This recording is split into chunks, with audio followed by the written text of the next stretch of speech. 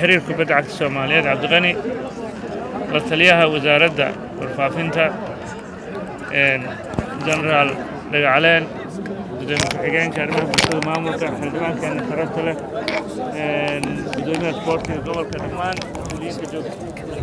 iyo bahda saxaafadaba iyo bahda isboortiga asalaamu calaykum waraxmatullahi wabarakaatu kulankan maanta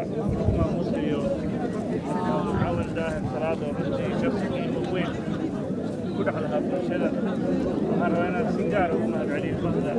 isboortiga iyo bahda warfaafinta oo runtii xuskan taariikhiga ah u sameeyey caawil daahir walow waqtigiisa dhammaaday haddana weli waxaan ku xasuusanaynaa caawil inuu ahaa shakhsi qiimo iyo qaayo ku leh bulshada dhexdooda shakhsi aan runtii marnaba naga go'aynin wanaaggiisa iyo sida bulshada u daneynaya inay horumar u gaarto shakhsiyada noocan oo kale ahna waa shakhsiyada nooga baahan inaan mar walba xasuusanno u ducayno sida Cabdiqani u sheegay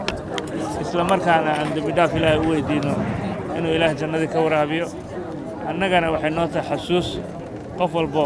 maalin buu dhimanayaa sidoo kale waxaan rabaa inuu mahadceliyo ciyaartooydii saddexdan maalmoodba waqtigooda u huray oo cayaaro xiise la soo bandhigay maanta u dambaysayna finalkii muqdisho city iyo heegan ee halkan cayaar qurux badan ku soo bandhigeen haddana aan u joogno inaan guddoonsiino koobkii ugu dambayntii wasaaradda dhallinyarada iyo bahda isboortiga oo xiriirka kubadda cagta ugu horreeyo waxaan uga mahadcelinaynaa sida mar walbaba